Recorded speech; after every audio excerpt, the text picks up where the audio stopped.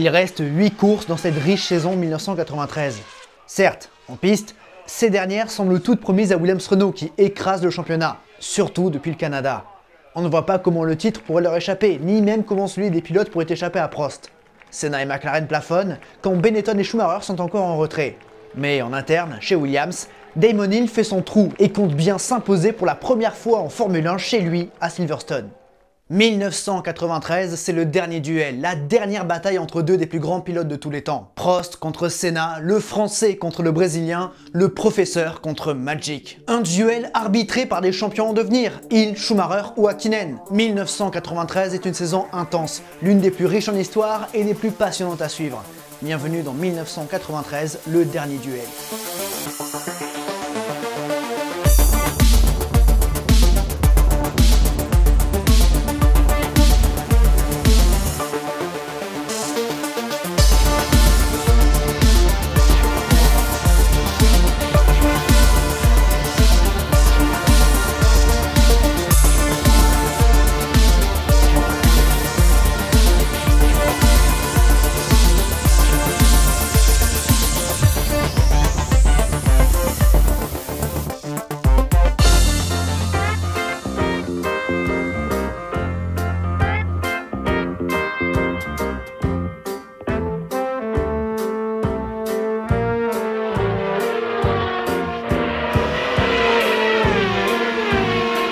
En arrivant en Angleterre, la Formule 1 entre dans sa deuxième partie de championnat et pour Silverstone, les regards sont tournés vers Williams et plus particulièrement vers Damon Hill. 5 podiums lors des 8 premières courses, dont 3 consécutivement depuis Monaco, le fils de Graham impressionne et se fait peu à peu un prénom dans le milieu. Et dans le cœur des fans britanniques, Damon est en train de remplacer Nigel, qui continue d'ailleurs de faire des étincelles outre-Atlantique en remportant sa 4e victoire de la saison lors de la Manche à Portland. Mais bref, revenons à la Formule 1. Alors certes, il n'a peut-être pas la flamboyance de son prédécesseur moustachu, mais il est tenace et s'est montré plusieurs fois menaçant face à son chef de file français. Et avec une si bonne voiture, sa première victoire ne devrait pas trop tarder, et quoi de mieux que le Grand Prix de Grande-Bretagne pour entrer dans le cercle des vainqueurs. Une victoire à domicile pour conjurer le sort familial, car bien que quintuple vainqueur du Grand Prix de Monaco, et double champion du monde, et vainqueur de l'Indy 500 et des 24 heures du Mans, Graham c'est pas n'importe qui, eh ben il ne s'est jamais imposé sur ces terres. En tout cas, chez Williams, on s'attend à recevoir beaucoup de critiques, car de fait, on est le cul entre deux chaises. Prost est en tête du championnat, Williams est en tête du championnat, et il faut gérer cette avance. Mais on se doit de considérer ces deux pilotes. Frank et Patrick font donc de leur mieux et s'attendent à recevoir quoi qu'il arrive des critiques. Quant à Prost, il compte bien remporter la 50e victoire de sa carrière. Au final, dans les deux écuries de pointe, seul Ferrari tend dans une seule et même direction. Si l'arrivée de Jean Todt est toute récente, l'ex-directeur de Peugeot Talbot Sport tient fermement les commandes et fédère naturellement cette écurie italienne désorganisée. Une chose après l'autre et les principaux acteurs de la Scuderia se mettent en ordre de marche. La deuxième partie du championnat doit avoir des progrès chez les rouges. Alesi et Berger s'y mettent. En revanche, chez Benetton et McLaren, le fossé est grand entre les pilotes. Patrese et Andretti sont respectivement dominés par Schumacher et Senna, et les deux hommes se doivent de réagir. Leur place en dépend. Bon. Après, le cas Andretti est tout de même particulier car Ron ne tient pas plus que ça à l'américain. Michael n'est que le fruit d'un arrangement avec Ford et n'a pas toutes les cartes en main pour progresser. Puis, notons contre Benetton et McLaren, ça continue de se taper dessus. Flavio Briatore et Ron Dennis s'évitent et du côté de Woking, on travaille pour revenir dans le match. Désormais, les voitures jaunes et vertes semblent être la deuxième force du plateau. Mais en arrivant à Silverstone, Tag apporte de précieuses évolutions sur le moteur Ford de McLaren et ce dernier se rapproche un petit peu de celui de Benetton.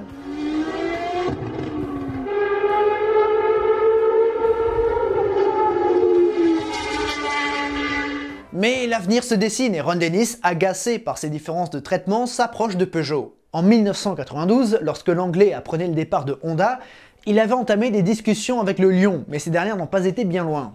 Maintenant que le Sport 3 Litre 5 s'est arrêté, Peugeot pourrait bien faire son entrée en Formule 1 en tant que motoriste, et c'est tout naturellement que Dennis se met sur la voie. Mais bon, les négociations butent toujours et le boss de McLaren est en désaccord avec le Lion. Il souhaite que le moteur français soit allégé afin que Tag puisse travailler dessus, mais Peugeot a du mal à dire oui pour ça. Affaire à suivre. Quant à Benetton, Flavio Briatore pourrait également faire faux bond à Ford, car l'Italien aimerait beaucoup obtenir les moteurs du losange. Sachant que Renault ne veut pas fournir d'autres écuries et que Williams n'acceptera jamais de voir leurs plus proches concurrents bénéficier du même moteur, c'est pas encore fait, il y a du pain sur la planche. Là aussi, affaire à suivre. Mais en arrivant en Angleterre, les principales discussions tournent autour des règlements de 94, et c'est un sacré bordel. Surprenant, non?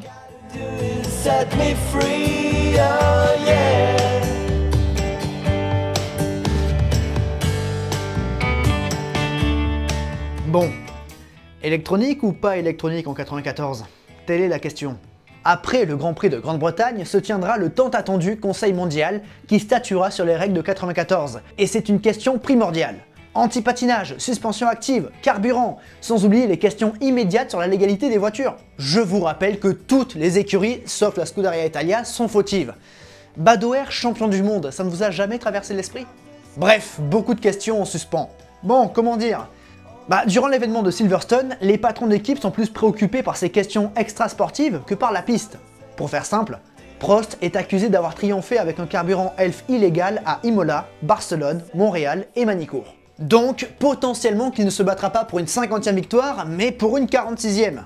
De plus, si les suspensions actives sont bannies dès le Grand Prix suivant en Allemagne, Williams pourrait ne pas être là, la FW15 ne pouvant être alignée sans cet outil. Vous comprenez l'urgence de la situation. Autant dire qu'il y a pas mal de remous à Silverstone.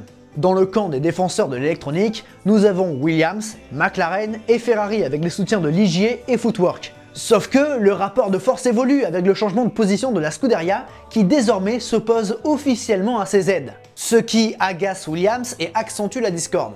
Mais les défenseurs de l'électronique récupèrent une autre équipe, Benetton, qui était jusqu'alors fermement opposée à ces dernières. Rigolo, non? De son côté, Mosley campe sur ses positions, prenant l'interdiction de ses aides. Tout le monde ajoute de l'huile sur le feu et la fumée qui en ressort sent bon l'hypocrisie. On balance sur tout le monde, on critique l'autoritarisme des instances qui ne respecteraient pas les accords Concorde, mais ces derniers jouent sur l'interprétation des règlements. Bref, c'est le bordel. Et vous savez quoi? Pas plus de questions sont résolues. C'est même plutôt l'inverse, il y a une possibilité pour que le championnat s'arrête après le Grand Prix de Grande-Bretagne. Ah, c'est sérieux. Et ouais, si l'électronique disparaît, les écuries les utilisant pourraient être amenées à déserter la grille. Je réitère, mais Badoer champion du monde, ça ne vous a jamais traversé l'esprit? On le dit ensemble. Affaire à suivre. You see it from inside. You can see him now with his hand firmly on the steering wheel.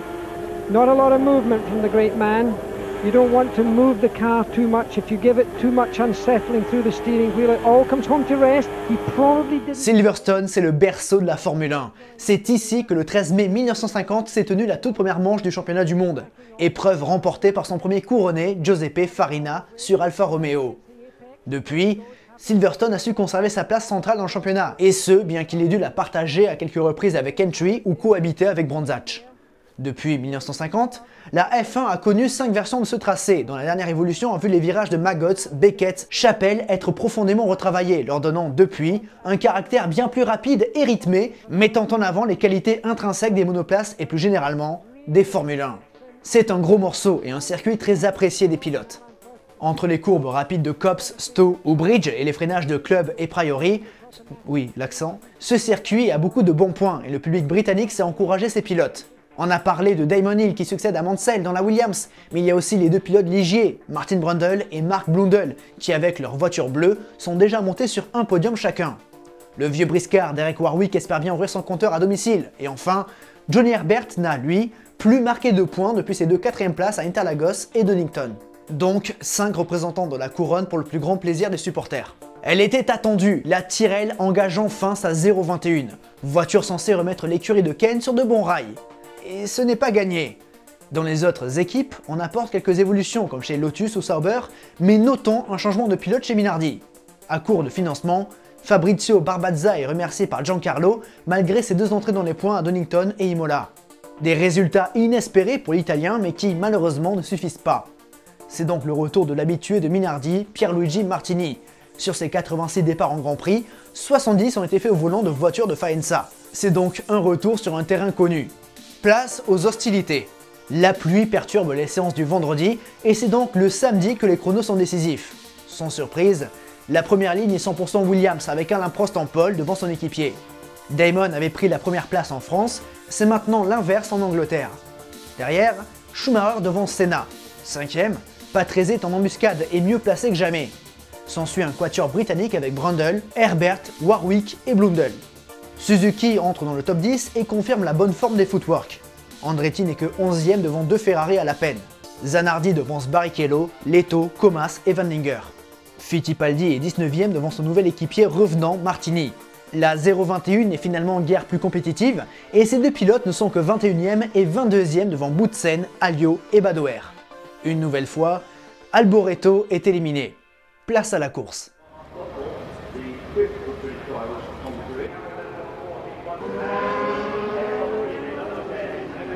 La question est simple le dimanche. Verra-t-on la première victoire de Damon Hill ou la 50e d'Alain Prost? Ou alors, assisterons-nous à un retournement de situation tel que les Grands Prix du Brésil, de Donington ou de Monaco? En tout cas, les tribunes sont clairsemées malgré la présence de 5 pilotes anglais. Et ouais, pour le moment, aucun ne supplante Mansell. Si le vent et les nuages sont de la partie, il pourrait ne pas pleuvoir.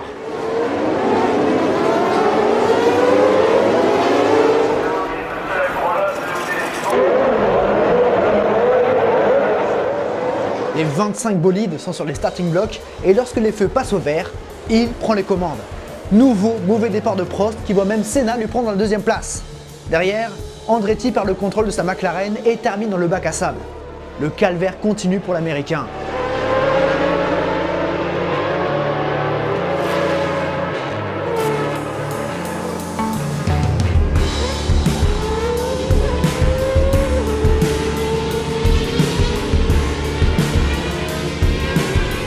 Dans Hangar Straight, Damon Hill mène devant Senna, Prost, Schumacher, Brundle, Patrese, Herbert, Alesi, Blundell, Berger et Warwick. Immédiatement, on constate que Hill se détache de Senna qui fait le bouchon sur Prost et Schumacher. Petit à petit se met en place un scénario devenu aujourd'hui mythique qui conduit à l'affrontement de ces trois légendes. Prost le sait, chaque virage passé derrière Senna sont des mètres perdus sur Damon Hill.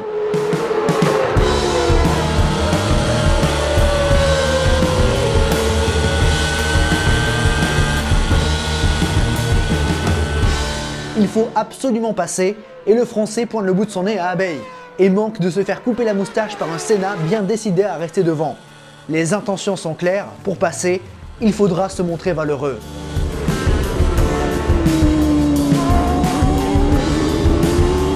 La Williams est plus rapide et dans l'aspiration de la McLaren, Prost se place en vue d'une attaque à Copse, mais Senna réitère et referme la porte. À l'approche de Magotts alors? Non plus. Derrière, Schumacher attend son heure. Finalement, à Stowe, Alain ne laisse aucune chance à son grand rival et s'impose avec autorité. Mais Damon Hill est 8 secondes devant.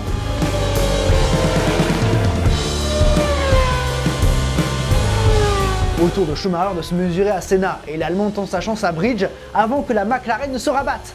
Les deux voitures se sont frôlées à 250 km/h. Le delta entre la Benetton et la McLaren n'est pas aussi grand qu'avec la Williams, déjà loin devant soit dit en passant. Schumacher doit donc soigneusement préparer son attaque et à l'image de Prost, l'Allemand se faufile à l'intérieur à Stowe, 3 tours après le Français. La bataille était belle. En tête, Damon Hill taille sa route et gère l'écart avec son équipier. Celui-ci ne revient pas.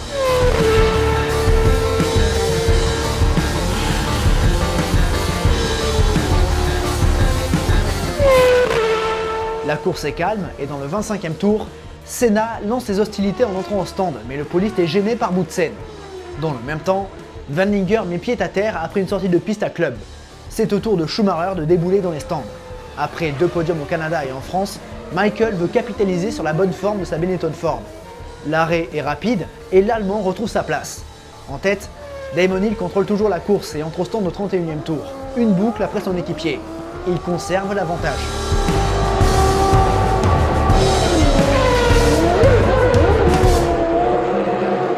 Derrière, Badoer et De Cesaris s'accrochent, mais le public n'a Dieu que pour le fils de Graham, ramarré par son équipier. C'est tendu, mais heureusement, la safety car fait son entrée en piste pour évacuer la Lola de Badoer. Un petit peu de répit pour l'anglais. Enfin, les Anglais.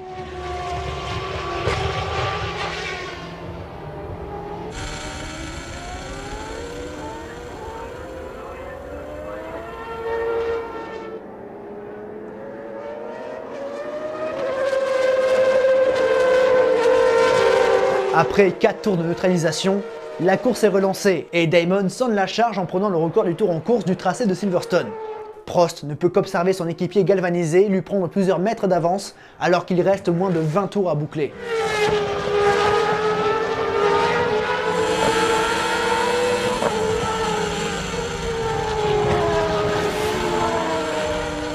Mais le sport automobile est cruel et après l'Espagne, le moteur Renault de Hill explose une nouvelle fois, 2 tours après la relance.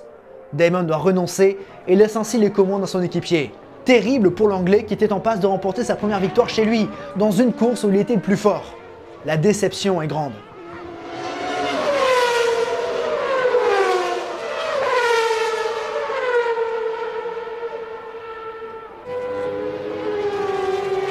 Alain Prost est maintenant en tête devant Schumacher, Senna et Brundle, mais ce dernier est directement menacé par Patrese et Herbert.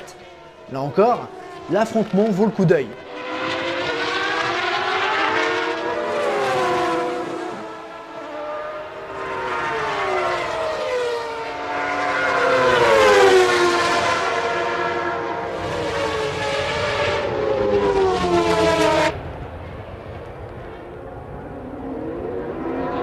En jeu, la 4e place.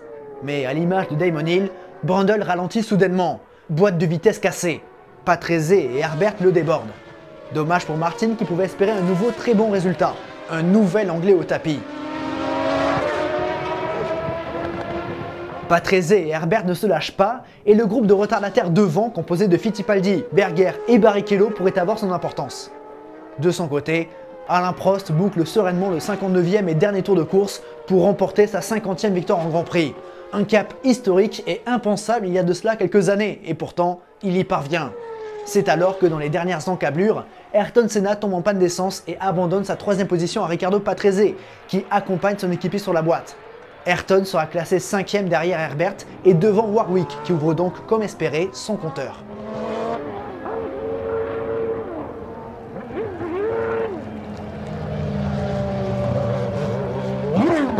Dans le parc fermé, les 3 premiers se félicitent quand Senna reste quelques instants figé dans son cockpit, très en colère. I don't know what I was able to do. In fact, I was able to catch him. Was quite far at the beginning because I missed the start again.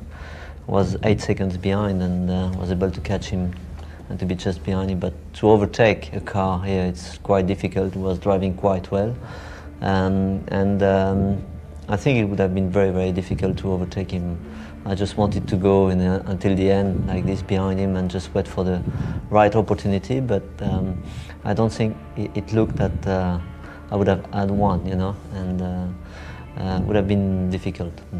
Presumably the team would have radioed through Damon's problem. Did this give you further cause for concern? I saw his problem. And I was wondering if he was pulling more revs or something, and I didn't know what to do, but I slowed down quite a lot. But when I slowed down, I mean, Michael was pushing behind me quite hard, and then it was more and more difficult. I think because I slowed down, maybe the tires pressure were a little bit low and it was more difficult to go fast and fast at the end, but I was able to keep the pace anyway. Unfortunately, Alan could make up the pace again at the end. I thought there is maybe a little problem with his car as well after Damon blew up, and I was pushing really hard. I mean, I couldn't do anything more, but was not able to come closer than 4 seconds, and then he started to push a bit harder. But I believe the performance from the car is really great, and I'm quite happy. We have now both cars in the first 3, and I think there's a good result. Yes, I'm very pleased. Really, this is the first race that I enjoy very much this year. The car went very well, and it was really very busy the last part of the race after the safety car, because lap cars with me, Brundle, Herbert, they were really quite wild, I should say. So it was quite interesting. I'm very, very happy, and also because the team had a little bit of passion. I didn't the first part of the season didn't come really very right for me, but I hope now that is a new start for the second half.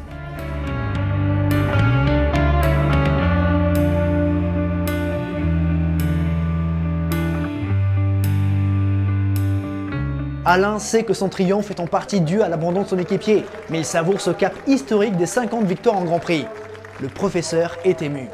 Mais le sentiment qui domine à Silverstone, c'est de l'injustice pour Damon Hill. Encore une fois, le Britannique réalisait une superbe course. Certainement sa meilleure prestation de la saison avec cet extra boost qu'un Grand Prix à la maison peut procurer. Mais encore une fois, la malchance l'a frappé avec une nouvelle casse moteur. C'est rageant, frustrant, mais c'est en réalisant de telles performances qu'on arrive un jour au sommet. Il faut être patient et Damon prend cet affront avec maturité, dissimulant sa déception derrière une touche d'humour. Même si certaines choses l'agacent en interne, notamment le fait qu'il se sente sous-estimé par ses patrons. De plus, Bernard Dudot affirme que d'après les télémétries, Prost aurait sans doute triomphé sans l'abandon de son équipier. Qu'en est-il vraiment ? Mystère. En tout cas là je pense que Bernard Dudot a perdu une belle occasion de se taire parce que ça ne rime à rien de dire ça, tu t'en fous, à part semer la discorde dans l'écurie. C'est nul, en espérant que ces petites tensions ne gâchent pas la fin de saison de Williams. Mais Damon n'est pas le seul qui sort déçu de cette course. En effet, Ayrton Senna est furieux après sa panne d'essence.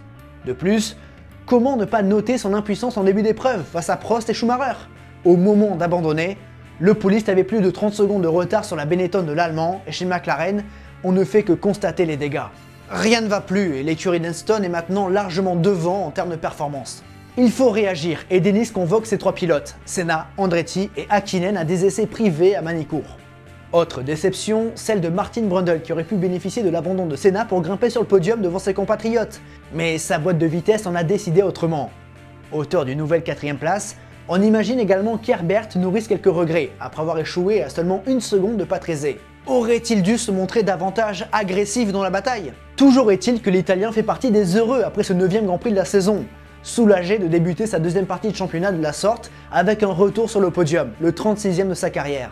Mais s'il termine seulement une place derrière son équipier Schumacher, il ne faut pas être naïf car l'Italien était à 1 minute 10 de son voisin. Michael luttait contre la Williams de Prost et Ricciardo contre la Lotus d'Herbert. Il y a bien un monde d'écart et ce podium retrouvé n'est guère synonyme de salut pour l'expérimenté Patrese.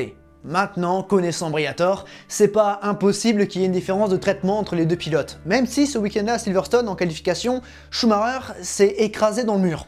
Et du coup pour faire son chrono, il a pris la voiture de Patrese. Au championnat, Alain Prost inflige un 10-0 à Senna et il porte son avance à 20 points. Par sa 2ème position, Schumacher grimpe au 3e rang et Patrese émerge à la 5ème place à égalité avec ses 2 rivaux du jour, Brundle et Herbert. Côté constructeur, les craintes de Dennis sont justifiées car Benetton revient à seulement 11 longueurs de son écurie. Williams semble désormais inatteignable avec 45 points d'avance. Footwork ouvre son compteur grâce à Warwick. La 2ème partie de saison est donc lancée et Alain Prost semble prendre une bonne option pour le titre. Surtout que chez McLaren, le doute s'installe. Benetton est en forme et Schumacher compte bien briller chez lui à Hockenheim. Mais attention à Damon Hill blessé. Mais tout ça, c'est pour le prochain épisode.